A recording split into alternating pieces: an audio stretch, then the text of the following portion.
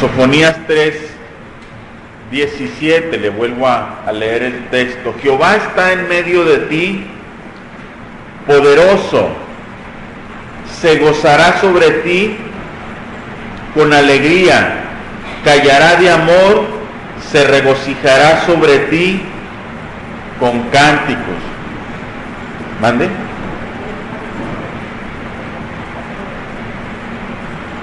Él salvará, se gozará sobre ti con alegría, callará de amor, se regocijará sobre ti con cánticos. Amén. Siempre, hermano, que oímos del Señor o que hablamos del Señor o que predicamos del Señor, en algún momento hemos proclamado que el Señor es poderoso.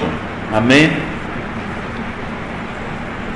Y siempre que hemos estado en medio de situaciones difíciles, o siempre que alguien en derredor nuestro está en medio de una situación difícil, le decimos que el Señor es poderoso y que ponga su confianza en Él,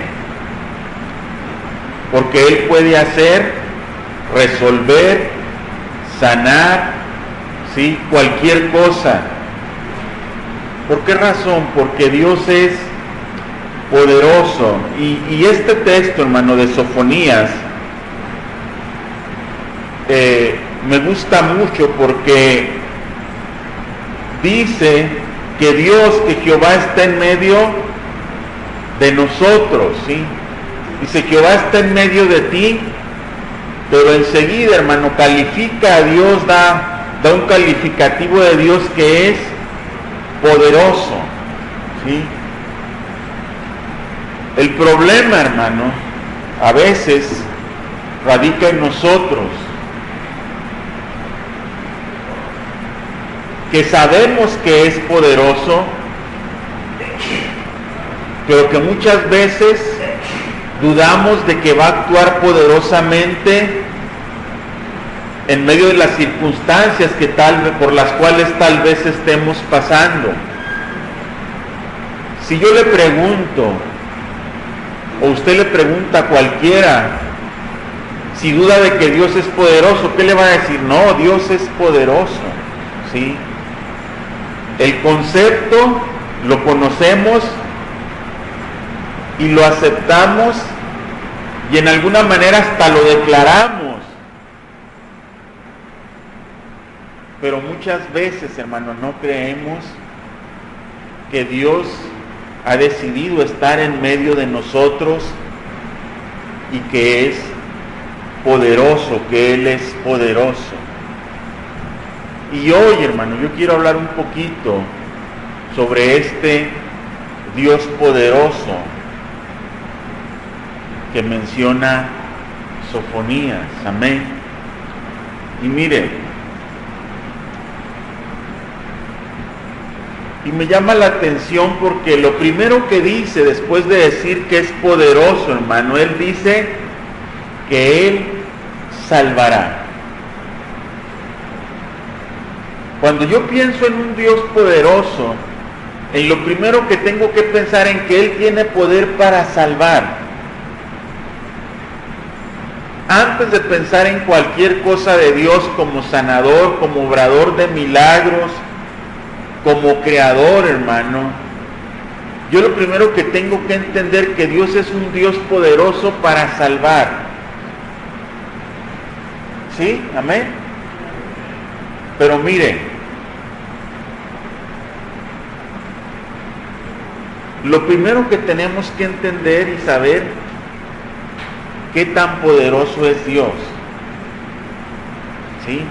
Dios es poderoso, pero qué tan poderoso es Dios. Y la Biblia, hermano, toda la Biblia nos habla de que Dios es poderoso, pero también nos dice qué tan poderoso es Dios. Y en el principio, hermano, en el libro de Génesis, váyase conmigo al libro de Génesis 17.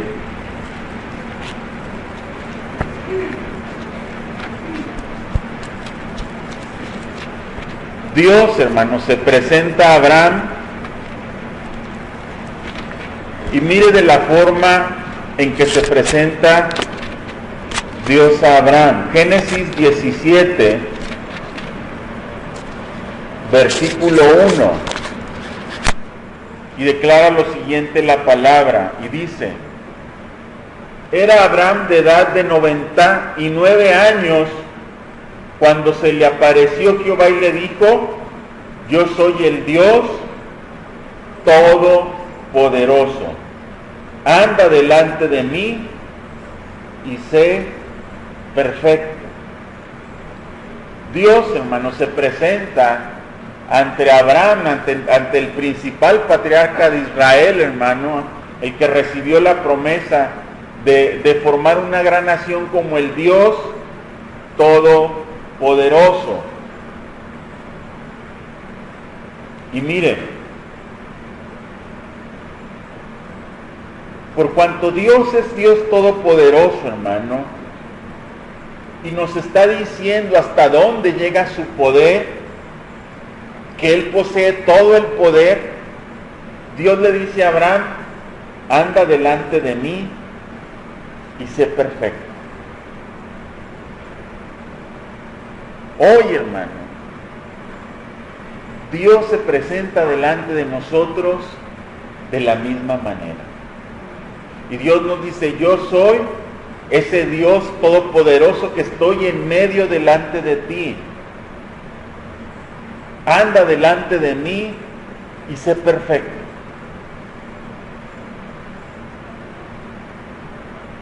¿Creía usted que el llamado era nomás para Abraham? No, es para nosotros también, para su pueblo.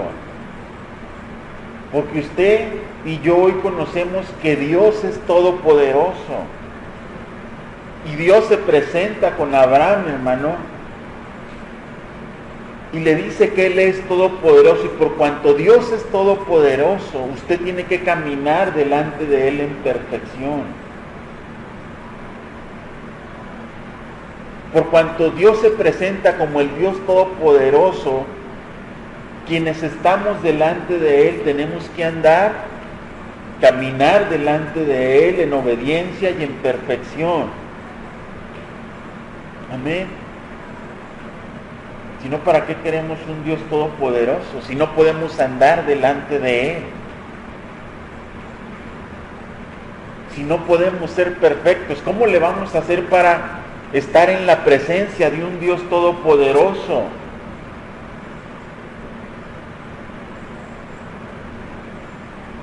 Si no es andando en perfección delante de Él. Y mire, la Biblia, hermano, la palabra que utiliza para hablar de Dios el Todopoderoso es el Shaddai. Usted conoce esta palabra.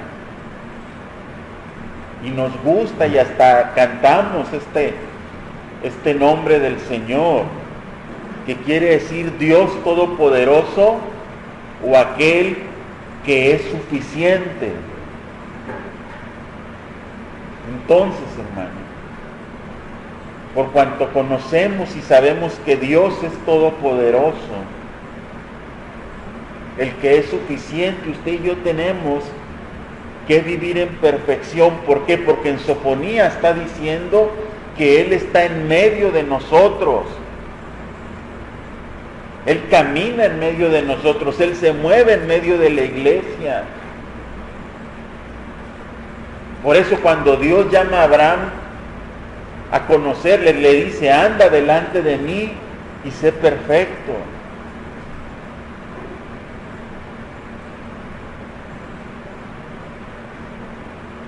En el griego, hermano, la palabra que utiliza el griego es pantocrátor. Y con esta palabra, hermano, se define a Jesús como el Dios Todopoderoso. El mismo adjetivo con el cual calificaban al Shaddai, el Todopoderoso, se le da a Jesús. Y miren, Apocalipsis, capítulo 1, y versículo 8 dice el Señor Jesús: yo soy el alfa y la omega, principio y fin, dice el Señor, el que es y que era y que ha de venir, el Todopoderoso. ¿Qué quiere decir esto, hermano? Nosotros decimos, bueno, pues ahora vivimos en la época de la gracia, en este tiempo donde Dios ha pasado por alto nuestras iniquidades y nos ha llamado y nos ha salvado. Pero el que nos salvó y nos llamó es el mismo que llamó a Abraham. Y se describe de la misma manera como se presentó a Abraham como el Todopoderoso. El Señor Jesús se presenta de la misma manera. El alfa y el omega, el principio y el fin, el que es y que era y que ha de venir, el Todopoderoso. Por consecuencia, yo entiendo que Él me está llamando a andar delante de Él y ser perfecto. Porque es el mismo. Yo no puedo decir, bueno, es que eso era en el pasado, hoy Dios entiende y conoce mis debilidades. No, es el mismo llamado de Abraham para nosotros, el que hoy nos hace Jesús.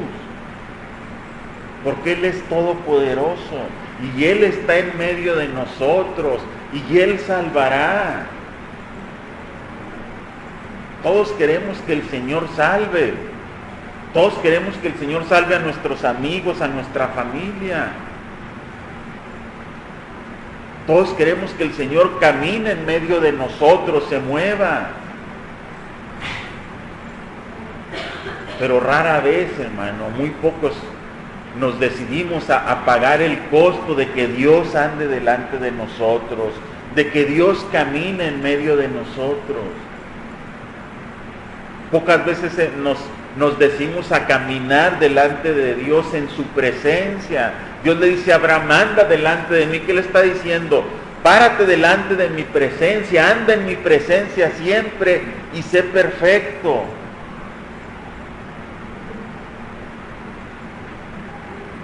Porque Dios es Dios todopoderoso.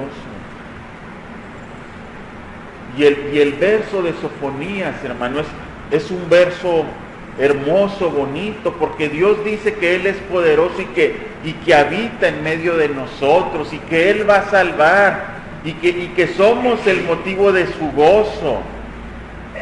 Y dice que callará de amor, como cuando el novio contempla a la novia, sí, en amor, y no le dice nada, simplemente contempla su hermosura. Y se alegra, se regocija en su amada. Eso está diciendo aquí Dios.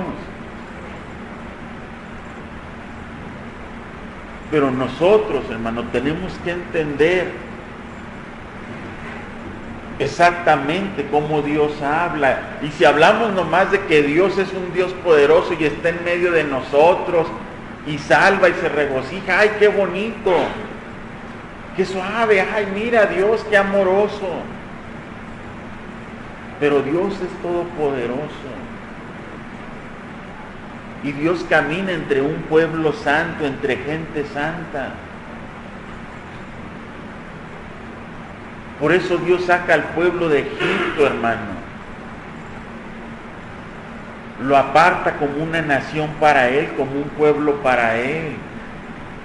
Para caminar y andar en medio de Él. Porque Dios es poderoso y por consiguiente Dios anda entre gente santa. Mire, en el Salmo 106:8,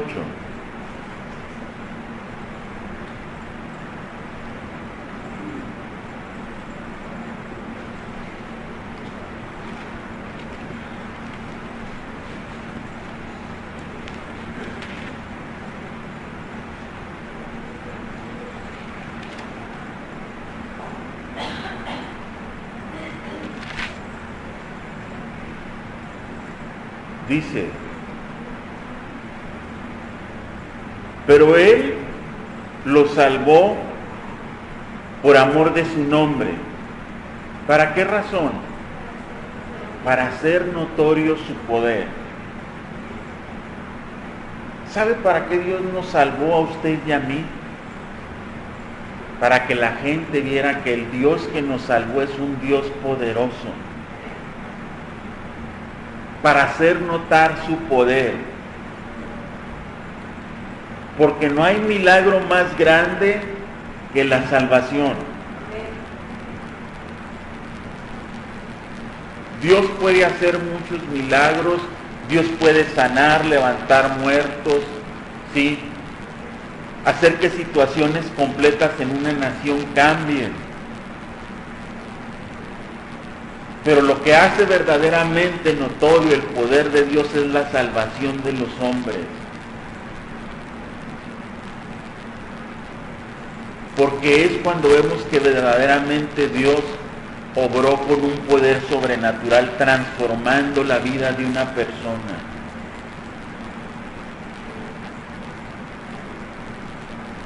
Dios puede sanar a muchos enfermos y muchos recibir la sanidad de Dios, pero no la salvación de Dios.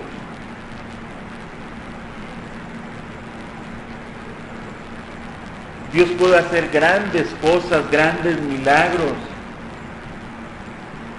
pero nunca nada va a ser notorio como la salvación en la vida de un hombre o de una nación. Entonces, hermano, cuando nosotros entendemos y ponemos en el orden correcto las cosas, si Dios fue poderoso para salvarme, ¿cuánto más no lo será para sanarme? ¿Entiendes? Amén. Si Dios fue poderoso para salvarme, ¿cuánto más no lo será para sacarme de un problema, de una situación difícil? Mire, por eso es que Sofonías dice que lo primero que hace Dios es salvar. Si la parte difícil Dios ya la hizo con nosotros, hermano, ¿cómo no va a hacer lo demás? Que era salvarnos. Lo difícil no era sanarnos, lo difícil no era cambiarnos el carácter, no. Era salvarnos. Que nosotros reconociéramos que estábamos en pecado delante de Él y que necesitábamos ser cambiados y transformados y que necesitábamos un Salvador y que no habíamos hallado otra solución a nuestra vida más que en Él.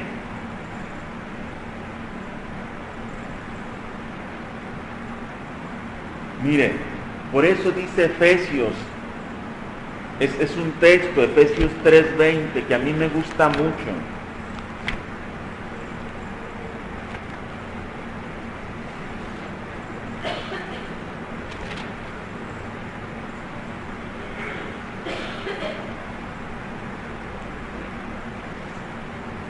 Efesios 3:20 dice el apóstol Pablo, dice, y aquel que es poderoso para hacer todas las cosas mucho más abundantemente de lo que pedimos o entendemos, según el poder que actúa en nosotros.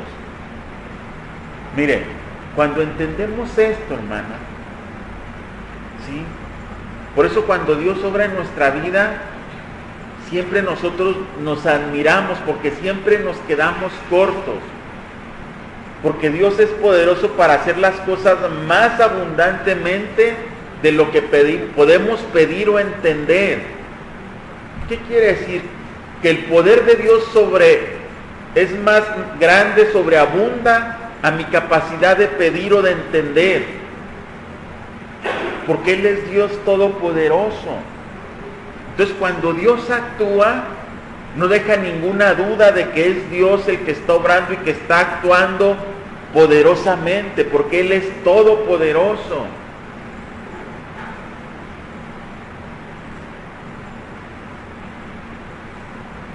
Por mucho que usted quiera entender o pedir, Dios va a ser más abundante cuando Él responda. Dios siempre va a sorprender al hombre con su actuar, porque no alcanzamos a entender, hermano, esa palabra todopoderoso. Siempre creemos que entendemos, y por más que la definamos, cuando Dios actúa poderosamente, nos damos cuenta que fue más allá de lo que nosotros pedíamos o entendíamos. Amén. Mire, Hechos,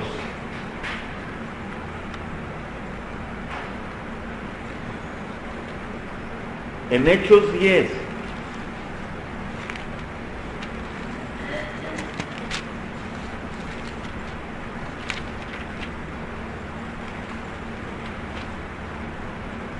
versículo 37 en delante, dice lo siguiente: está el apóstol Pedro con Cornelio, este centurión. Usted ya sabe cómo va, por visión va a la casa de Cornelio, y mire lo que dice Pedro: vosotros sabéis lo que se divulgó por toda Judea, comenzando desde Galilea, después del bautismo que predicó Juan, cómo Dios ungió con el Espíritu Santo y con poder a Jesús de Nazaret, y cómo éste anduvo haciendo bienes y sanando a todos los oprimidos por el diablo, porque Dios estaba con él. Y nosotros somos testigos de todas las cosas que Jesús hizo en la tierra de Judea y en Jerusalén, a quien mataron colgándole en un madero. Mire, Pedro, hermano, está presentando a Cornelio, a Jesús, como aquel al cual Dios lo había ungido con su Espíritu Santo y le había dado poder, ¿sí? Mire, dice en el 38, cómo Dios ungió con el Espíritu Santo y con poder a Jesús de Nazaret. ¿Con qué fin? Y ahí dice, ¿verdad?, cómo anduvo sanando, ¿sí?, a los oprimidos por el diablo y haciendo bien. Amén.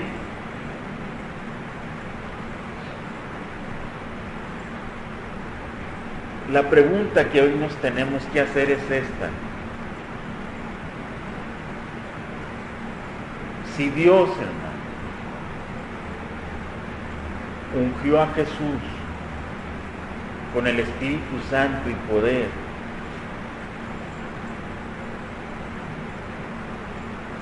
¿qué de nosotros? Si hemos recibido el mismo Espíritu,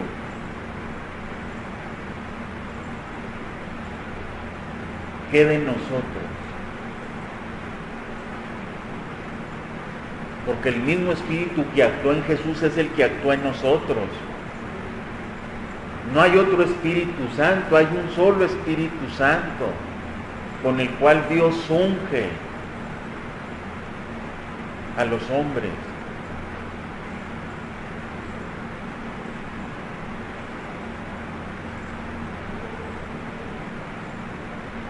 ¿Qué tenemos que hacer nosotros?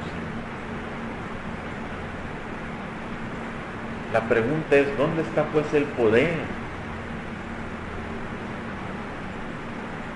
En el pueblo de Dios, y es el mismo Espíritu con el cual Él nos selló.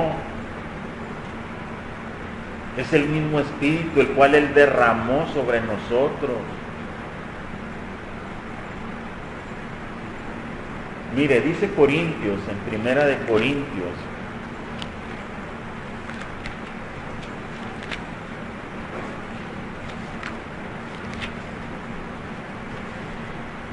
capítulo 1,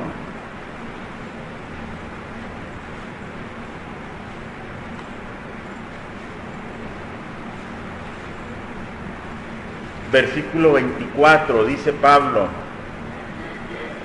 mas para los llamados, así judíos como griegos, Cristo, poder de Dios y sabiduría de Dios. Hermano, si Cristo es para nosotros eso, ¿dónde está el poder de Dios? ¿Y dónde está la sabiduría de Dios en la iglesia?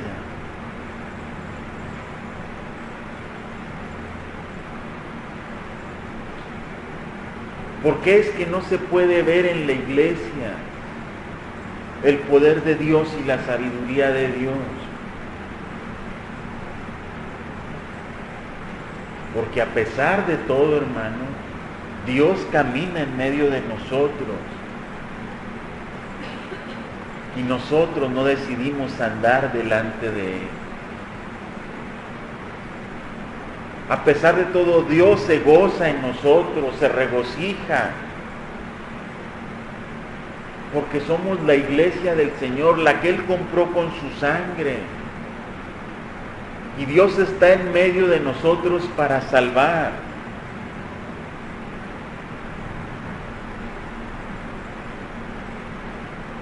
¿Por qué es que entonces no se salva la gente, hermano? Porque no hemos querido dejar a Dios trabajar en nuestra vida. Porque sabemos y tenemos bien claro que la sabiduría de Dios cuesta. Porque tenemos bien claro que obtener el poder de Dios cuesta. Y es un precio que hay que pagar y que lamentablemente no estamos decididos a pagar el precio.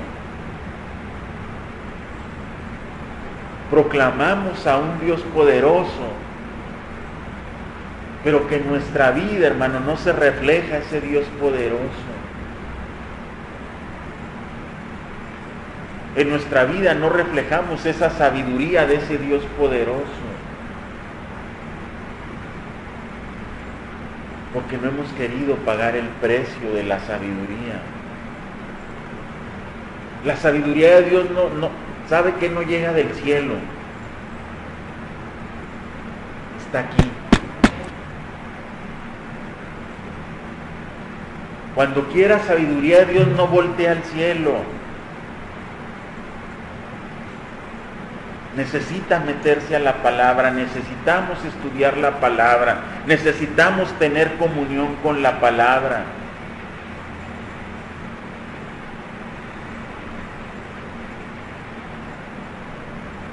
Porque Dios es poderoso. Pero ahora Dios, hermano, no se va a presentar delante de nadie como Abraham. Porque Dios tiene un representante en el mundo que es su iglesia. Y la gente espera, hermano, ver en la iglesia a ese Dios poderoso, lleno de sabiduría, que salva, que sana. Es en la iglesia donde solamente ese Dios poderoso se va a poder manifestar. En su servicio y mi servicio, en mi disposición y en su disposición para con los de adentro y con los de afuera. Porque Dios es Dios poderoso.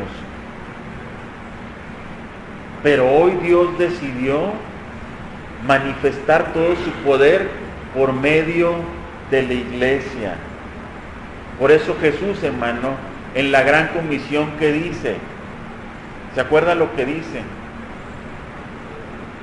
¿Sí se acuerda o no? Mira, vamos a leerlo en Mateo.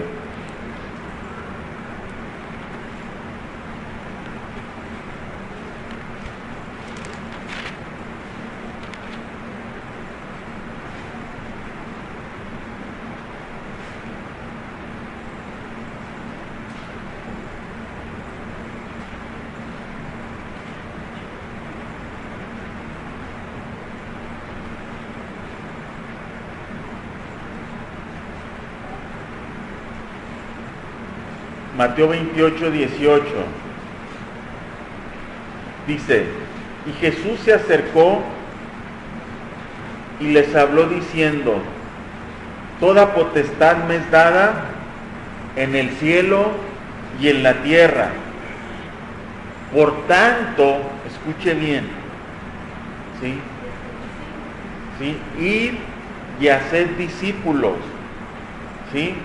Bautizándolos en el nombre del Padre y del Hijo y del Espíritu Santo, enseñándoles que guarden todas las cosas que os he mandado, y aquí yo estoy con vosotros todos los días hasta el fin del mundo.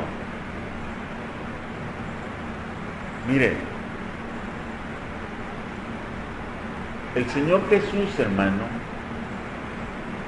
está en este mundo a través de la iglesia. Es a través de la iglesia que el Señor Jesús puede ser conocido y manifestado.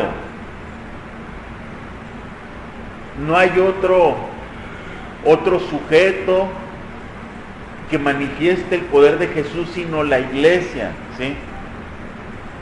Por eso en otro evangelio dice que nos da poder para hollar serpientes y escorpiones, ¿sí? Entonces, hermanos, nosotros tenemos que entender que el poder de Dios solo puede fluir a través de la iglesia. Somos el conducto, no somos el poder. Somos el medio con el cual la gente puede conocer el poder de Dios. Solamente la iglesia de Cristo. Mire, cuando Jesús llega a este mundo, ¿se acuerda que Juan el Bautista, sí? ¿Qué habla y dice Jesús?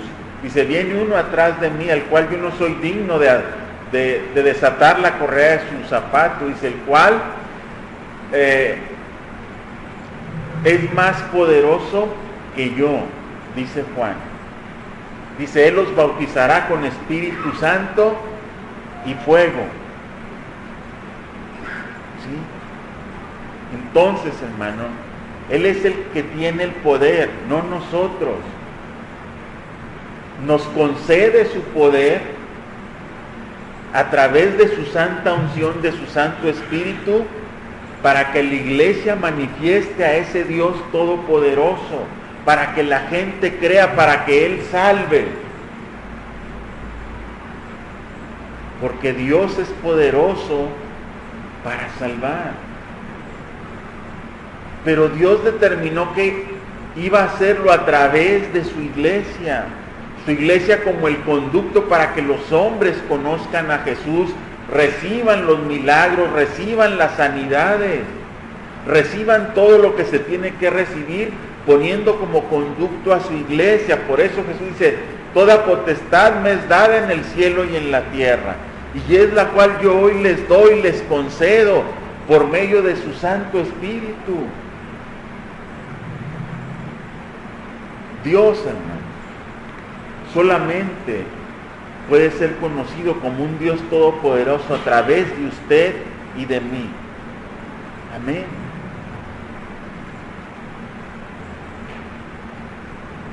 Pero tenemos que esforzarnos más, hermano, porque Dios salve.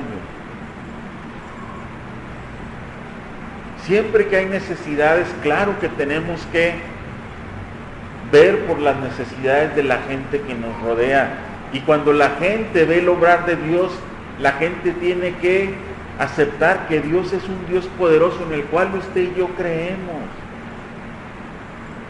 Pero tenemos que hacerle ver a la gente que el propósito del poder de Dios no es nomás para sanarle, que el propósito del poder de Dios no es nomás para resolverle sus problemas, consolarle, no. Que el propósito del poder de Dios es para salvar. Y miren, dice en Lucas capítulo 1,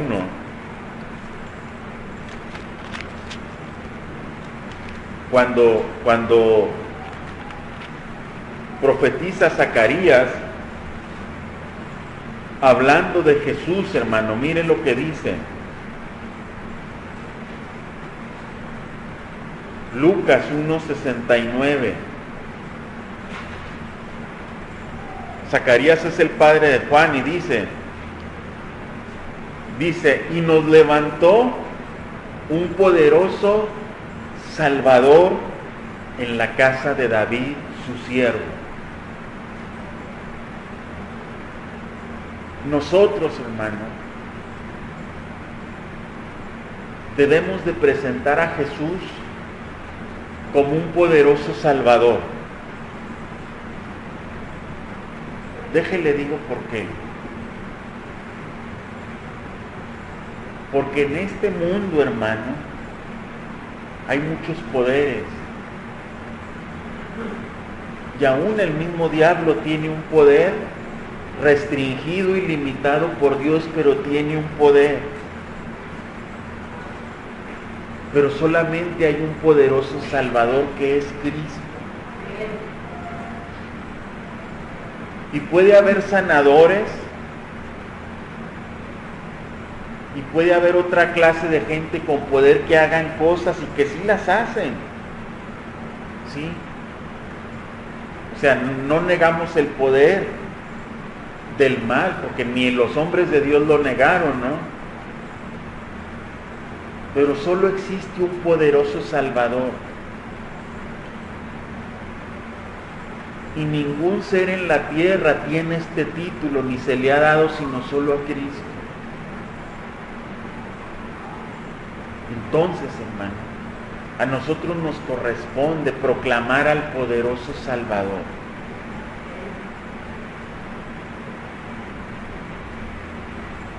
Por ahí tenemos que empezar, hermano. Y todo lo demás llega, solito se da. Las sanidades, los milagros solo se dan. Porque cuando se tiene al poderoso Salvador, se tiene todo. Es un paquete completo. Cuando tenemos al Señor, hermano, lo tenemos todo. Está el sanador, está el libertador, el que soluciona problemas, el que trae alegría, está todo. Pero es un poderoso Salvador que quiere ser conocido como eso, como un Salvador.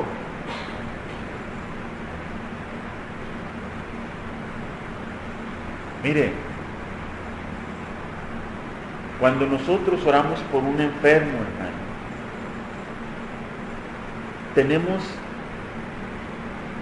que ser siempre muy, ¿cómo le diré?, muy sabios. Y cuando usted ve que va a orar por un enfermo que usted sabe que se va a morir, dígame si no ora por un enfermo que usted sabe que se va a morir. ¿Sí o no? Pero oramos en sanidad porque hay promesas de Dios y tenemos que, mientras la persona está viva, oramos por sanidad, porque Dios lo puede sanar si Él le place. Pero cuando yo me presento con un enfermo así, que yo sé que yo me tengo que preocupar por presentarle un poderoso Salvador. Porque Jesús sanó a muchos que se fueron al infierno, que lo negaron, que lo apedrearon, que lo maldijeron en la cruz. Entonces tenemos que aprender a ver las prioridades de la vida, hermano. Sobre todo las que son espirituales, que aunque le diré que cualquiera, por muy sano que esté, un día estamos y al otro día no estamos. Por eso la prioridad es presentar a un poderoso Salvador.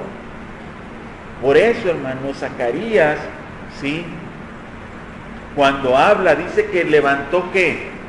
un poderoso Salvador.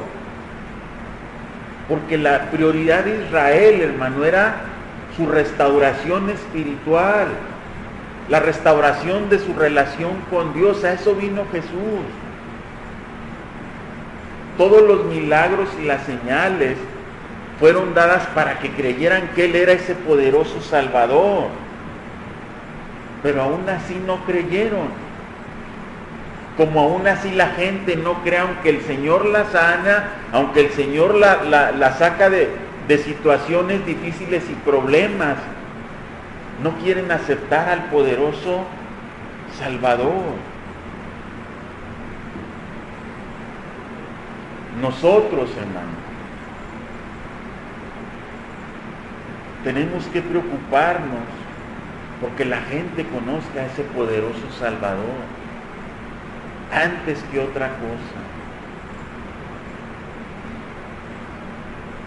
Y sí debemos de orar, y sí debemos de interceder por la gente, y sí, nuestro deseo es que Dios sane cuando oramos por un enfermo. A eso vamos. Nuestro deseo es que Dios resuelva los problemas de la gente, para que por medio de esas señales Dios les conceda conocer a un poderoso Salvador. Porque al final de cuentas, ni usted ni yo salvamos, ni sanamos, ni resolvemos nada. Pero si somos el conducto adecuado, la gente va a conocer al Salvador. De eso sí podemos jactarnos o presumir, de que fuimos el conducto adecuado. Pablo lo dice, hermano, y le dice a los corintios, dice, podréis tener 1000 años en Cristo, podréis tener 1000 años, dice, mas en Cristo yo os engendré. ¿Qué estaba diciendo Pablo? Sí, puedes tener ahorita muchos que te enseñen, que te cuidan, pero yo te llevé al Señor. Por mí, de eso es de lo único que tal vez nos podríamos jactar, y teniendo cuidado. Si hay algo que podríamos presumir es que hablamos a alguien del Evangelio y se convirtió al Señor, que fuimos un conducto útil en ese momento. Pero de allí en más, hermano, no podemos tener presunción de nada más. Porque no somos más que es un conducto, un instrumento que en el momento Dios usó. Pero miren,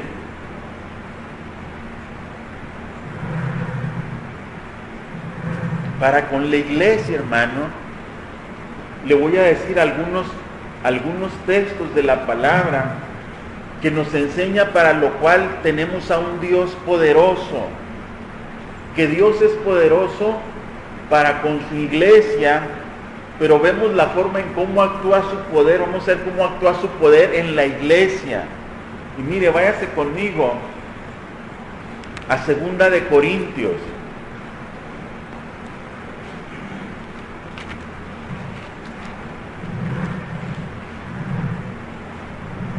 Capítulo 9.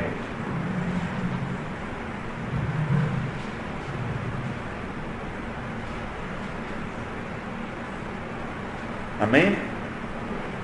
Versículo 8. Mire lo que dice el apóstol Pablo. Y poderoso es Dios, ¿para qué, hermano? Fíjese bien.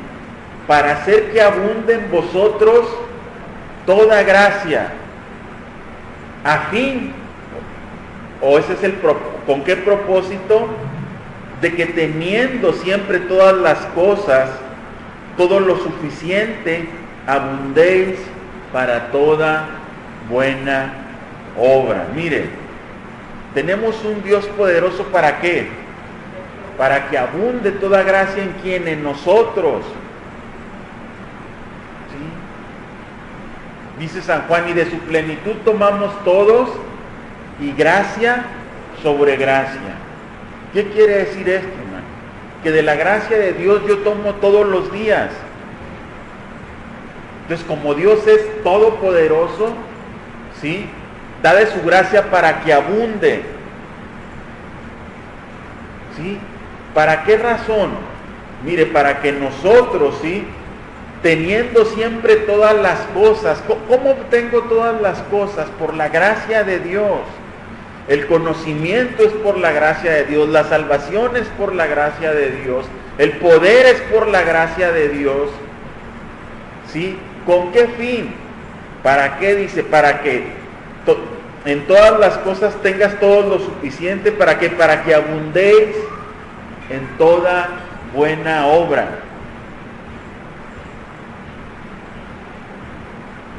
La gracia de Dios, hermano, es suficiente, es abundante, para que usted y yo, fíjese bien cómo dice, abundemos en toda buena obra.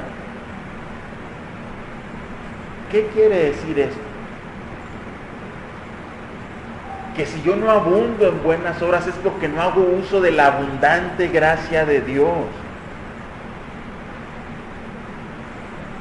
Porque la gracia de Dios es abundante y Dios nos la dio para que nosotros abundáramos en buenas obras. Ya usted sabe cuáles son buenas obras, y las conoce, ¿verdad? Entonces, si usted no las practica, si usted no tiene muchas buenas obras, es porque no ha entendido que Dios es poderoso para ser abundante en gracia hacia nosotros. O sea, los recursos de Dios son inagotables para yo hacer el bien. Cada día de la vida que yo me proponga hacer el bien, hermano, puedo ir y tomar de la gracia de Dios y que Dios ponga en mi gracia para hacer bien a la gente y abundar en eso. Y el recurso de su gracia nunca se va a acabar, es abundante. Es cuando usted lo invitan a comer y dicen, coma, no hay problema. Hay abundancia de comida, coma, no se detenga, que eso es cuando uno lo invitan a comer así. Sírvase abundantemente, así es la gracia de Dios, es abundante. Y creo que nosotros, hermano, hemos desaprovechado el platillo de la gracia. Y no hacemos uso de ella en abundancia. No es como cuando usted va a un buffet y hay comida abundante, pero luego se acaba esa comida que a usted le gustó y ya no ponen más. Dice, no, pues ya no hay carne, ahora tiene que comer papas. Y hay muchas. No, con Dios la gracia no se agota. ¿Sí? Es como esos buffets donde se acaba una olla y ponen otra y usted le da gusto, ¿no? Ya trajeron más, porque eso le gusta, ¿no? Así debiéramos de ser con la gracia, cada día gustosos de que su gracia está abundando, cada día. Y cada día que yo hago uso de la gracia, no tengo que ahorrar en eso, fíjese. Nos podemos gastárnosla todos los días y al otro día va a haber más.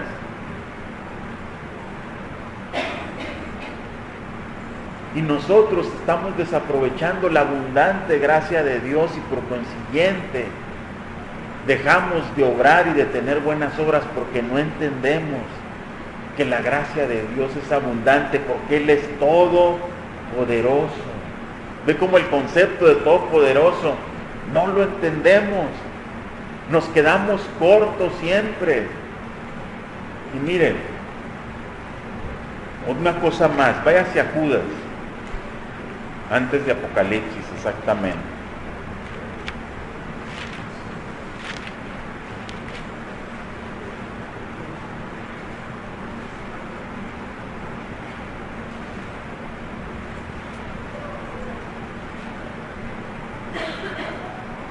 Judas está despidiendo su epístola y mire cómo despide. Y aquel que es ¿qué? Poderoso para guardaros sin caída y presentaros sin mancha delante de su gloria con gran alegría al único y sabio Dios nuestro Salvador, sea gloria y majestad, imperio y potencia, ahora y por todos los siglos. Amén. Mire lo que está diciendo Judas. Y aquel que es poderoso, ¿quién? Jesús. ¿Para qué? Para guardarnos sin caída y presentarnos sin mancha delante de su gloria con gran alegría. Mire, ¿por qué entonces el cristiano cae?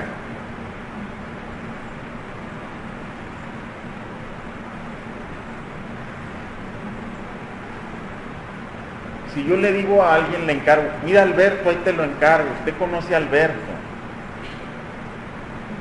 ¿Sí? Entonces usted dice, bueno, yo aquí lo voy a cuidar dentro del templo. ¿Sí? De este espacio. Pero usted conoce a Alberto, así como se conoce a usted mismo. Alberto se va a ir a jugar al patio. ¿Sí? Entonces le va a pasar algo, se va a caer allá. ¿Por qué razón? Porque Alberto se salió de la cobertura de quien lo iba a cuidar, del espacio. ¿Sí? Eso le pasa a los cristianos que caen. Dios nos da instrucciones y nos cuida. Pero si usted no anda delante de Él en los espacios que Él marcó y es perfecto, usted se va a caer. Dios tiene todo el poder para guardarlo sin caída cuando usted está viviendo una vida buscando agradar a Dios siempre. Dios lo va a guardar de tentaciones. ¿Sí? Tenga la seguridad que usted no va a caer, porque Dios es poderoso para guardarlo sin caída. El poder de Dios es ilimitado, pero extrañamente los seres humanos somos los únicos que lo limitamos. Porque yo soy el que decido irme al mundo. Yo soy el que decido irme a meter al antro, a la cantina, con los malos amigos, yo. Lo decimos, ay Señor, pues ¿qué pasó? ¿Por qué me está pasando esto? Porque Dios guarda sin caída a aquellos que deciden cobijarse en su abrigo, a los que deciden meterse debajo de sus alas.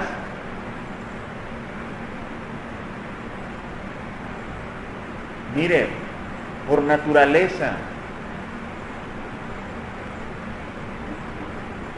si usted tiene 10 hijos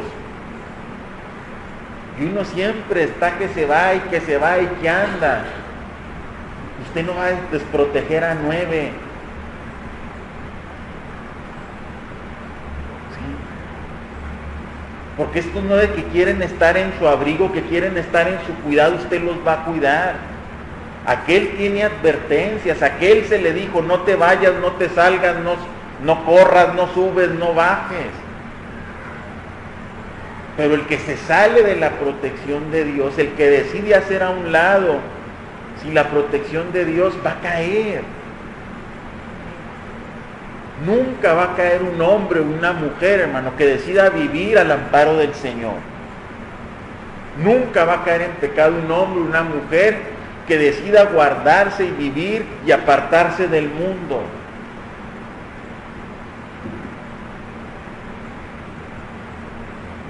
Leyendo la Biblia, teniendo comunión con Dios, nunca se cae, mi hermano. Sirviendo a Dios, andando siempre a la sombra del Señor, nunca se cae. Por eso dice que Él es poderoso para guardarnos sin caída. ¿Por qué cayó David? Porque él se salió, él se puso a ver, a contemplar y pues siguió sus impulsos, sus instintos, su concupiscencia, se dejó seducir por su propia concupiscencia y tomó una mujer que no le pertenecía y mandó matar a su esposo.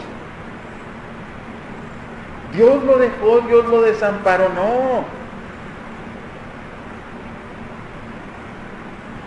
Él fue el que se aventó al voladero.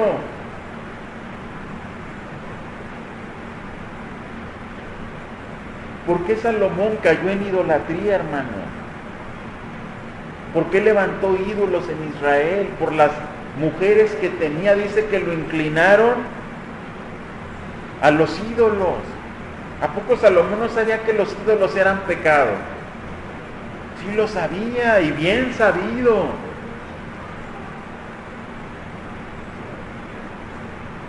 ¿Usted cree que David no sabía que el adulterio era pecado? Claro que lo sabía. Como ahora usted sabe bien y tiene bien conocido qué es pecado y qué no es pecado. Cuando usted se inclina hacia el pecado y se deja seducir por el pecado, usted no va a poder ser guardado sin caída. Pero viviendo en la voluntad de Dios no se cae, porque aquí lo dice, que Él es poderoso para guardarnos sin caída y presentarnos sin mancha delante de su gloria con gran alegría.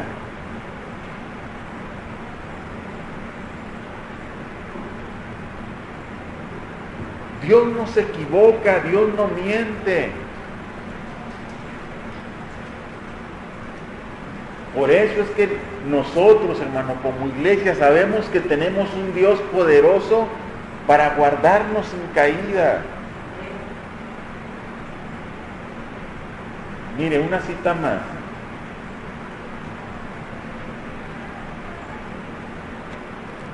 En Hebreos 2.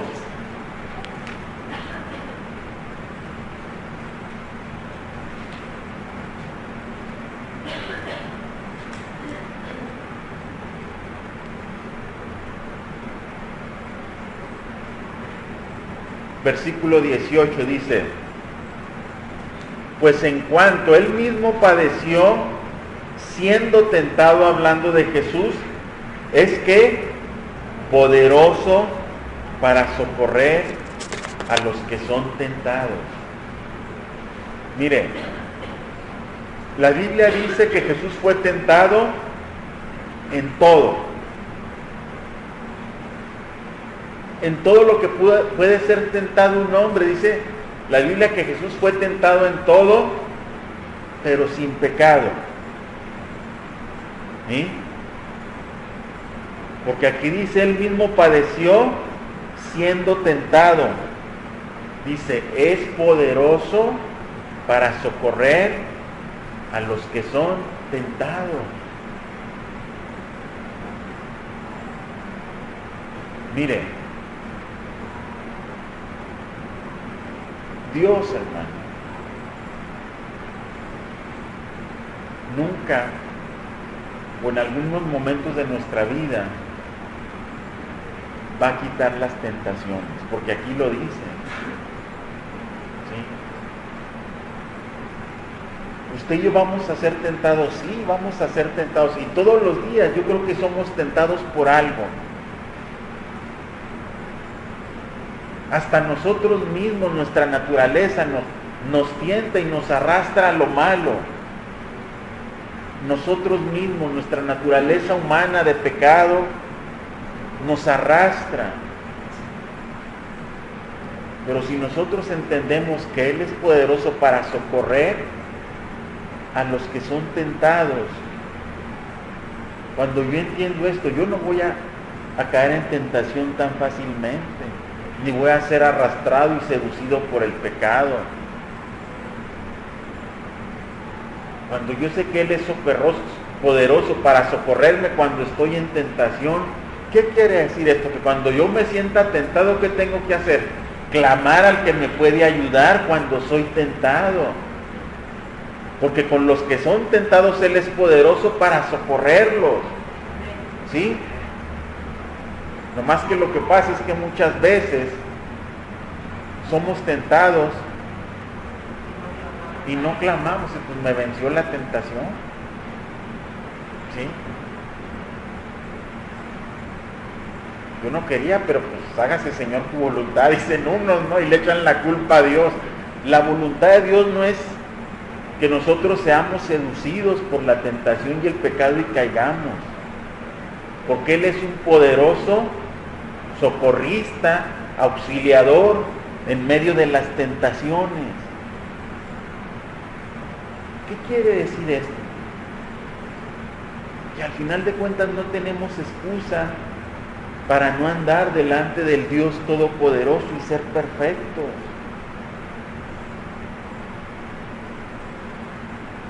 Porque por cuanto Él es todo suficiente y por cuanto Él nos ha dicho que Él nos puede guardar sin caída y Él nos puede socorrer en medio de las tentaciones, ¿qué nos impide andar delante de Dios? Atender al llamado que están haciendo Dios a andar delante de Él y ser perfectos. Dios hoy se nos presenta como un Dios poderoso que está delante de nosotros.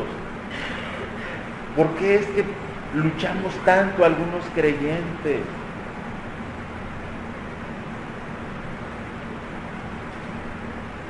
Porque lo único que limita el poder de Dios es la incredulidad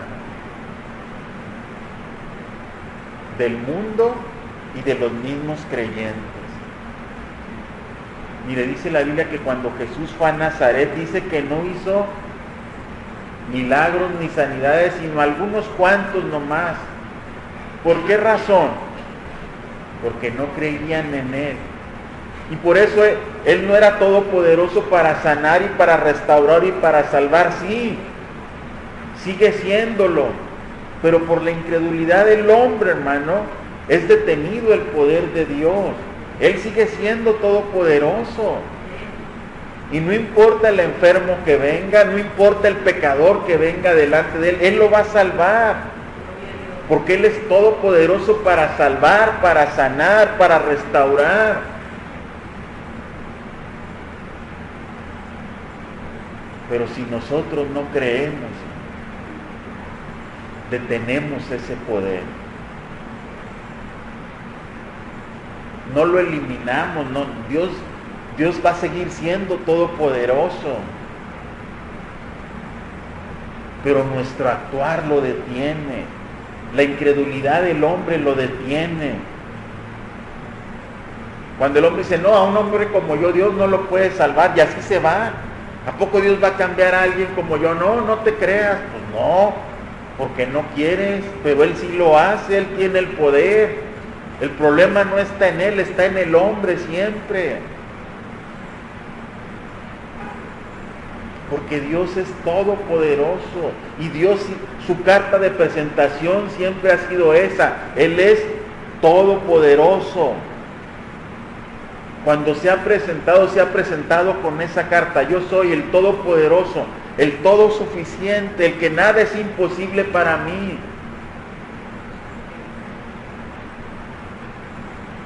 Por eso, así como la incredulidad detiene el poder de Dios, la fe lo activa, porque todo es posible para el que cree. Entonces la gente que recibe la bendición de Dios, la gente que hace uso de la gracia de Dios, es aquella que tiene fe, que cree.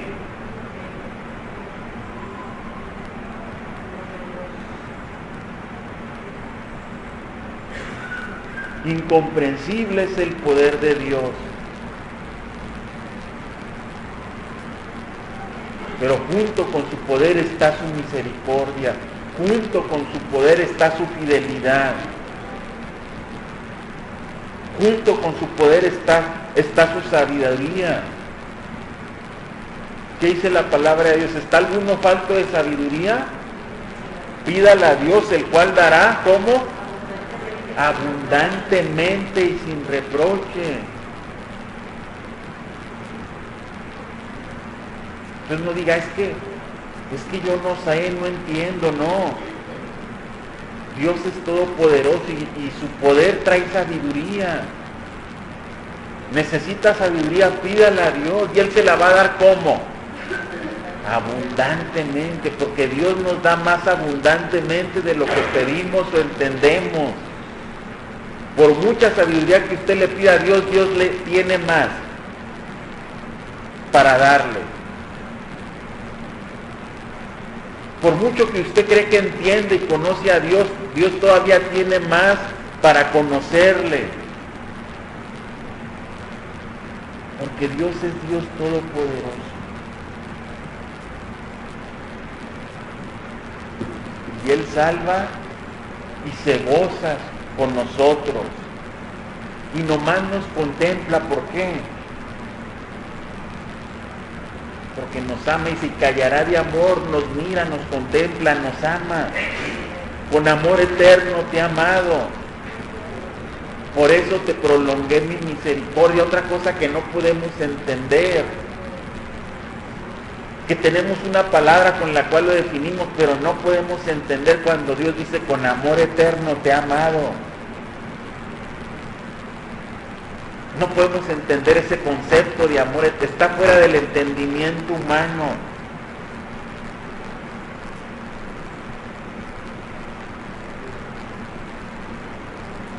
No cabe en la mente del hombre, en la cabeza del hombre, lo que es un amor eterno.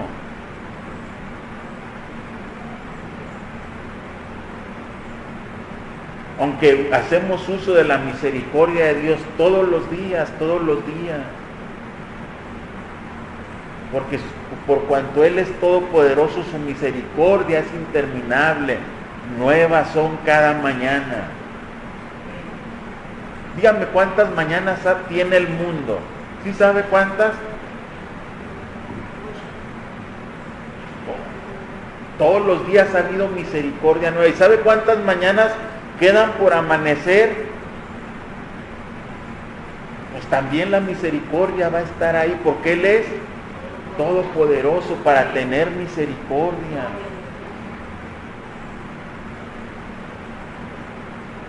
Qué bueno. Deberíamos de salir de aquí gozosos del Dios todopoderoso que se ha presentado a nuestra vida, que se presentó de esa manera: yo soy el Dios poderoso, el que salva.